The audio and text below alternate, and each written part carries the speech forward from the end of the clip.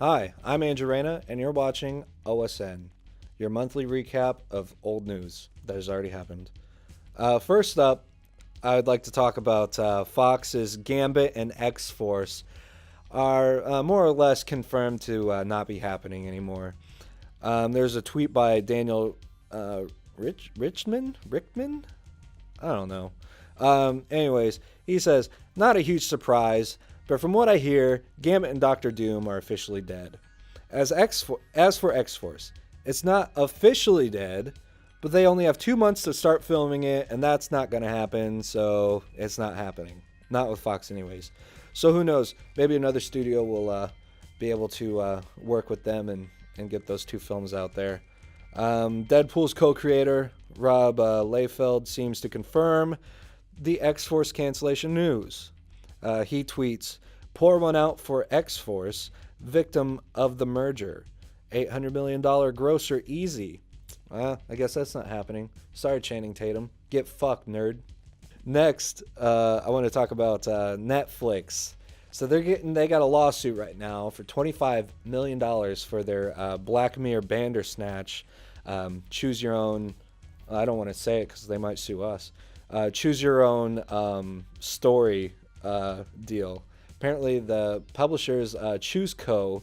Have a pretty big copyright on the Choose Your Adventure book, and I guess there's a line referenced in the Bandersnatch Choose Your Own Adventure show, and they use that name specifically. So they're going after Netflix and suing them for $25 million, which is pretty ridiculous considering all the other choose your own storybooks that are out there. I used to read the Goosebumps choose your own adventure books all the time. Those were always my favorite. But apparently they don't give a fuck. I guess it's over some technicality of using the name choose your own adventure, like word for word. Netflix and them were apparently they were having meetings to discuss the terms and conditions of using that line, and then they just couldn't come to agreement, and so Netflix is like, fuck it, I'm just gonna do it anyways, sue me then. And I guess they did. So yeah, I guess that wasn't so smart, huh? Okay, so the Green Book's director, Peter Farrelly, has apparently apologized for flashing his penis to Cameron Diaz. Apparently, this is not something that happened, recently. This happened way earlier in Cameron Diaz's career. So he's on the record saying something like, I just thought it was like a crude attempt at humor. It wasn't. I look back and I cringe. It wasn't very funny. And Cameron Diaz is actually not like that upset about it. She says right here, there's something about. Oh yeah, it was for the 1998 movie Something About Mary. Apparently, what she says about it was, when a director shows you his penis, the first time you meet him, you've got to recognize the creative genius. Now, I don't know when that was said. Maybe that was like a quote from back in the early 2000s or something, or back when the movie released. But she doesn't seem too upset about it. Maybe that's changed. He seems to really regret it. Apparently he kind of had a habit of doing that, and he realizes, wow, that was just not fucking funny.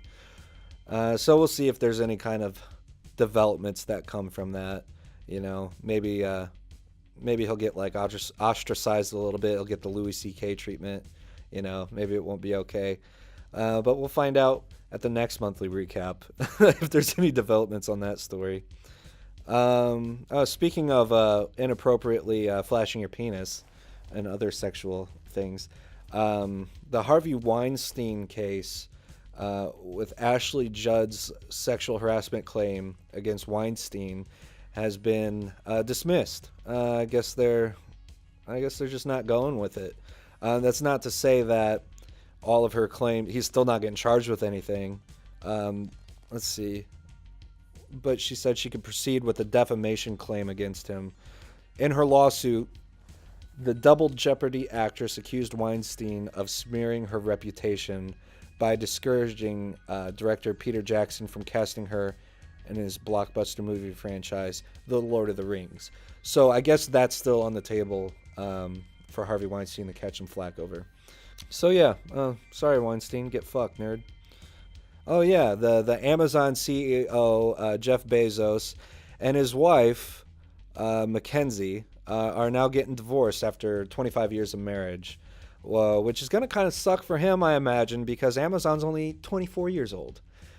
So she's definitely getting half of everything. So, looks like when you watch our new show called Disconnected on Amazon Prime, half of that money is now going to his wife. So I guess take solace in that fact.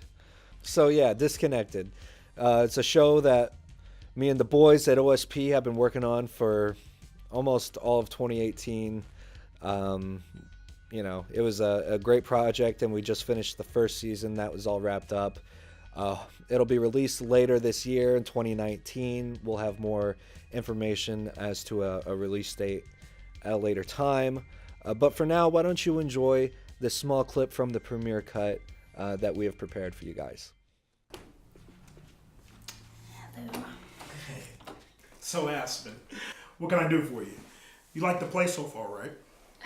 Yeah, it's great.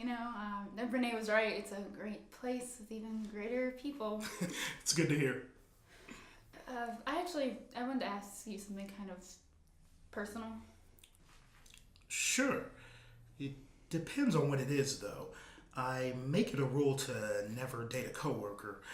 It gets too messy. However, casual intercourse is always welcome as long as we fill out the proper paperwork with HR. No, nothing like that. I was wondering if you partake in the usage of drugs.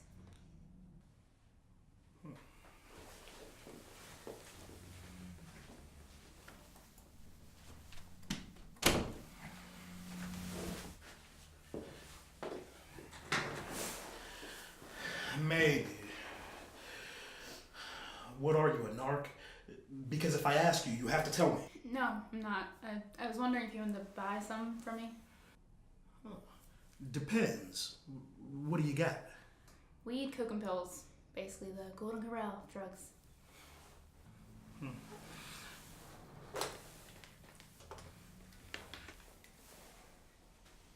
Sheila? Send in Renee. Oh no, please don't tell Renee. She'll kill me. I told her I stopped selling. You wanted to see me? Yes. I wanted to tell you something about your friend. Oh no, what'd she do now? What didn't she do? She's done it all. She's been absolutely amazing. I wanted to thank you for bringing her here. Oh, well, you're welcome. I'm glad you're enjoying her. That'll be all. Thanks, Renee. I'll take some Coke. God, I love Coke. It's a quick pick-me-up, especially during that 2 p.m. crash.